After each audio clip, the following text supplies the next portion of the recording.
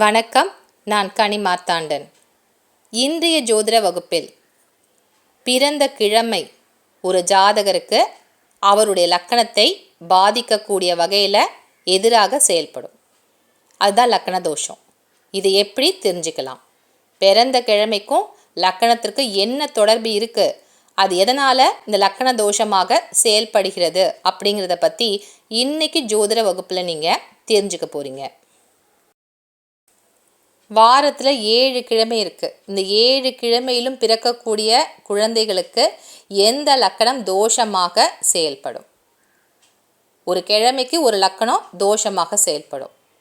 2 ஆதிபத்தியம் வாங்கிய கிரகங்களாக இருக்குது, 2 வீடுகள் ஒரு கிரகத்திற்கு இருக்குது அப்படின்னு சொன்னால், அப்போ எந்த லக்கணங்கள் அந்த ஜாதகருக்கு ஒரு எதிராக செயல்படக்கூடியதாக இருக்கும்? இதை பற்றி தான் தெரிஞ்சுக்க போகிறோம். இந்த லக்கண தோஷம் இருக்குது அப்படின்னா என்ன பாதிப்பு ஒரு ஜாதகருக்கு இருக்கும்? இந்த ஜாதகருக்கு வாக்குஸ்தானம் நல்ல பலமாக இருக்கக்கூடிய ஒரு வாக்குஸ்தானம் இருக்குது, இல்லை 2ஆம் இடம் என்பது தான் வாக்குஸ்தானம். இதான் பணம் சம்பாதிக்கக்கூடிய ஒரு வழி. அந்த இடம் பலமாக இருக்குது, லக்கணமும் பலமாக இருக்குது அப்படின்னு சொன்னாலும் அந்த ஜாதகருக்கு ஒரு பொருளாதாரத்தில் வீழ்ச்சி என்பது இருக்கும். இந்த லக்கண தோஷம் யாருக்கு இருக்கோ அவங்களுக்கு பொருளாதாரம் ஒரு வீழ்ச்சியாக இருக்கும். முக்கியமாக பார்த்தீங்கன்னா பூர்வீக சொத்துக்களை அவங்களால கட்டி காப்பாற்ற முடியாது. அந்த சொத்துக்கள்லாம் விற்றுருவாங்க. அப்பா சேர்த்து வச்சுருப்பாரு, பையன் அழிப்பார். இந்த லக்கண தோஷம் யாருக்கு இருக்கோ அவரால் சொத்துக்களை கட்டி காப்பாற்றக்கூடிய திறமையோ இல்லை அதுக்கேற்ற வகையில் அவருக்கு பொருளாதாரமும் கை கொடுக்காது. பணம் எவ்வளவு சம்பாதித்தாலும் அதற்குரிய செலவுகள் அதுக்கு மேலே இருக்கும். 100 ரூபாய் சம்பாதிச்சா 110 ரூபாய்க்கு செலவு இருக்கும் அந்த ஜாதகருக்கு. கடன் தொல்லை அதிகமாக இருக்கும். இதன் காரணமாகவே அவரால் சொத்துக்களை காப்பாற்ற முடியாது. நட்பு வட்டாரம் அந்த ஜாதகருக்கு ஒரு சரியான நட்பு வட்டமாக இருக்காது. தீய பழக்கம் என்பது இந்த ஜாதகருக்கு இருக்கும். இப்படி எல்லா விஷயத்திலும் அந்த ஜாதகருக்கு ஒரு முட்டுக்கட்டை முடக்குகள் இருந்துக்கிட்டே இருக்கும். சொத்துக்களை காப்பாற்ற முடியாது. அதே மாதிரி பணம் சம்பாதிச்சாலும் அதை சேர்த்து வைக்கக்கூடிய நிலையில் அந்த பொருளாதாரம் இருக்காது. இது யாருக்கு இருக்கும் அப்படின்னு பார்த்தீங்கன்னா, லக்கண தோஷம் இருந்தால் அந்த ஜாதகருக்கு எந்த யோகங்கள் இருந்தாலும் அது முட்டுக்கட்டையாக நின்றுடும். இதுதான் லக்கண தோஷம். வாரத்தின் 7 நாட்களுக்கும் 7 கிரகங்கள் அதிபதியாக ஒவ்வொரு கிழமைக்கு இருக்காங்க. இப்போது ஞாயிற்றுக்கிழமை அப்படின்னு எடுத்துக்கிட்டிங்கன்னா அது சூரியனுடைய கிழமை, திங்கக்கிழமை என்பது சந்திரனுடைய கிழமை. இப்படி இந்த 7 நாட்களுக்கும் 7 அதிபதிகள் இருக்காங்க. ராகு கேதுக்குன்னு தனியாக 4 கிடையாது. அதே மாதிரி ராசி கட்டத்தில் எந்த வீடுகளும் ராகு கேதுக்குன்னு கிடையாது. அவங்க எந்த வீட்டில் இருக்காங்களோ அந்த வீடுகளை தங்களுடைய வீடுகளாக எடுத்துப்பாங்க. அதே மாதிரி ஒவ்வொரு நாளும் ராகு காலம் என்பது ராகுக்கான நேரம், யமகண்டம் என்பது கேதுக்கான நேரம். அதனால் 7 நாட்களும் இந்த ராகுக்கும் கேதுக்கும் என்று 3 மணி நேரம் தரப்பட்டிருக்கிறது. இதுதான் கிழமைக்குரிய விதிகள். இந்த கிழமைகளுடைய அதிபதி உங்களுடைய லக்கணத்திற்கு 3ஆவது ஸ்தானத்திற்கு அதிபதியாக வந்தால் அந்த ஜாதகருக்கு லக்கண தோஷம் என்பது செயல்படும். 3ஆம் இடம் என்பது ரொம்ப முக்கியமான ஒரு ஸ்தானமா? அது உடன்பிறப்பு ஸ்தானத்தை தானே சொல்லுது. அப்படின்னு பார்த்தீங்கன்னா 2ஆம் இடம் என்பது பணம் சம்பாதிக்கும் வழி என்றால் பொன் பொருள் சேர்க்கையை தரக்கூடிய இடம் 3ஆவது இடம்தான். இது ஸ்தானங்களில் ரொம்ப முக்கியமான ஒரு விளக்கம். 3ஆம் இடத்தை யாரும் அவ்வளோவா பார்க்க மாட்டாங்க. ஒரு ஜாதகருக்கு பொன் பொருள் சேர்க்கை இருக்கா இல்லையான்னு பார்க்கறதுக்கு 3ஆம் இடத்தை தான் பார்க்கணும். காசு பணம் சேர்ந்தாதானே அந்த ஜாதகர் நகை நட்டுன்னு வாங்கி வைப்பார். கையில் காசு இருந்தால் தானே சொத்து சேரும்.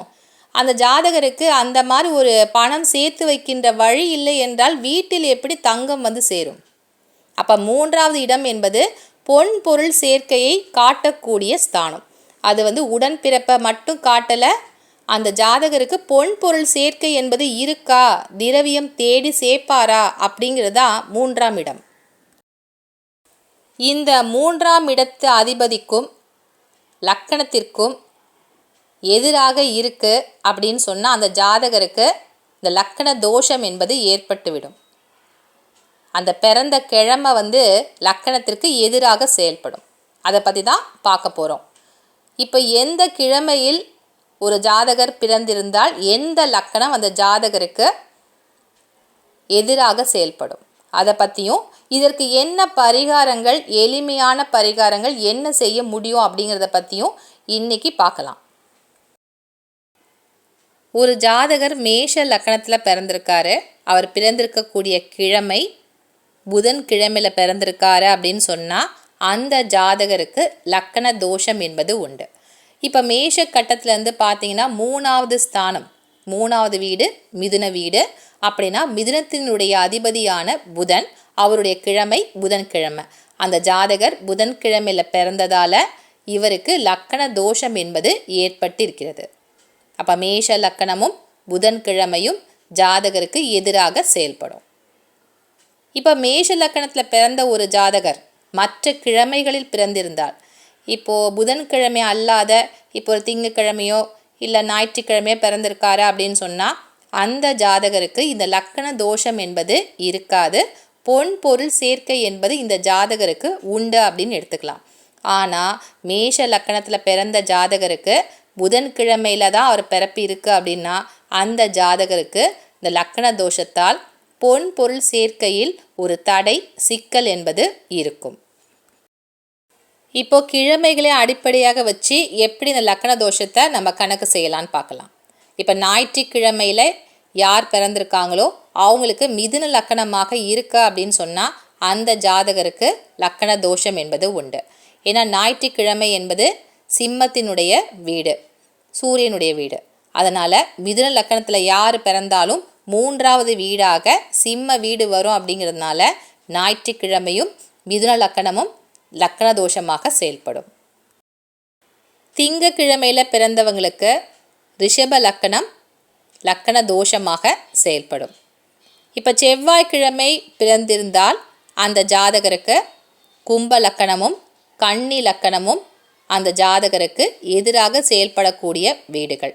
ஏன்னா செவ்வாய் அப்படின்னு சொன்னாலே 2 வீடுக்கு ஆதிபத்தியம் வாங்கிய கிரகம். அதனால் இந்த கும்ப வீடும் கன்னி வீடும் செவ்வாய்க்கிழமை அன்னைக்கு பிறந்தவங்களுக்கு லக்கணமாக இருக்கா அப்படின்னு சொன்னால் லக்கண தோஷம் செயல்படும்.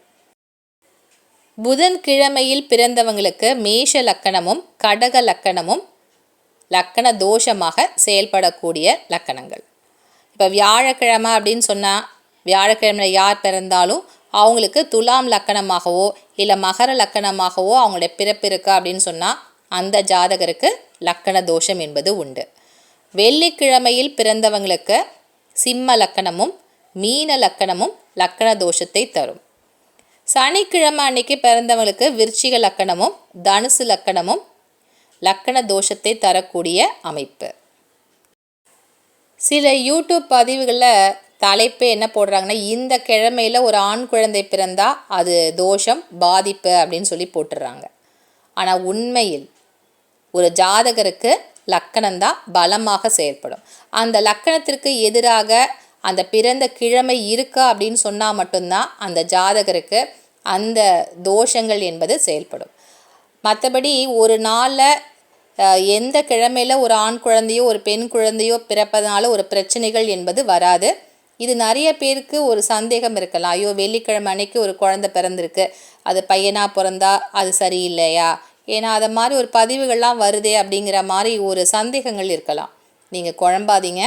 எந்த கிழமையில் ஒரு குழந்தை பிறந்தாலும் அது நல்ல குழந்தையாக செல்வ குழந்தையாக வளரும். ஆனால் லக்கணமும் அந்த கிழமையும் எதிராக செயல்பட்டாதான் தோஷம் என்பது அந்த குழந்தைக்கு வரும் அப்படிங்கிறத இன்னைக்கு பதிவில் நீங்கள் புரிஞ்சிட்ருப்பீங்கன்னு நினைக்கிறேன். இப்போது லக்கண தோஷத்துடன் ஒரு குழந்தை பிறந்திருக்கு. இந்த குழந்தைக்காக என்ன பரிகாரம் செய்யணும்? ஏன்னா லக்கண தோஷத்தை நம்மளால் மாற்ற முடியாது. ஒரு நாளைக்கு 24 மணி நேரம், 2 மணி நேரம் ஒரு கட்டத்தில் ஒரு லக்கணம் இருக்கும். அப்போது அந்த பிறந்த நேரத்தை நம்மளால் மாற்றி எழுத முடியாது.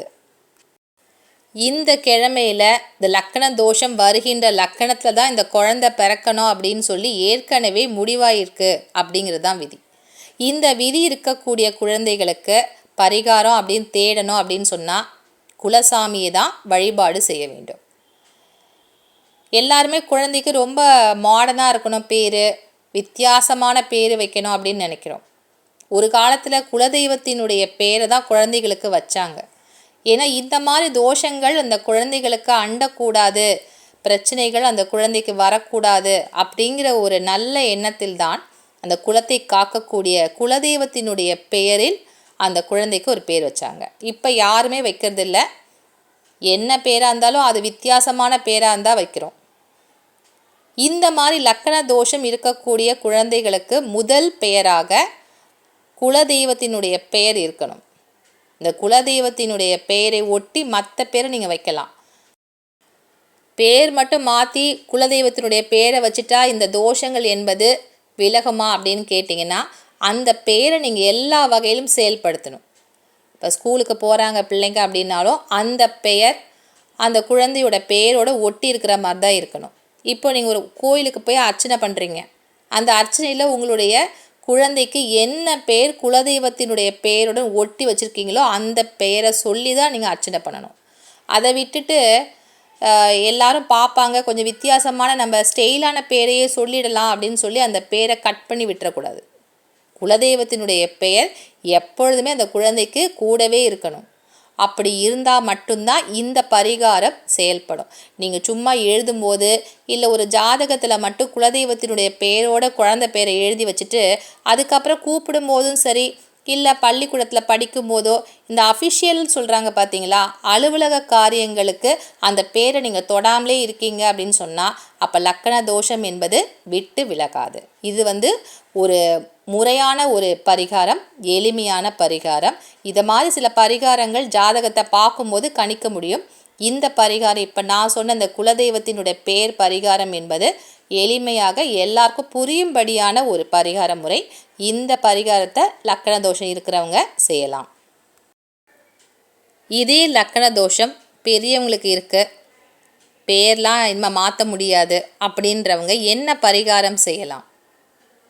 சுயம்பு தலங்களுக்கு சென்று வழிபாடு செய்வது இந்த லக்கண தோஷத்தை குறைக்கும். இந்த சுயம்பு தலங்கள் என்பது பஞ்சபூத அடிப்படையில் வரக்கூடிய சுயம்பு தலங்கள்.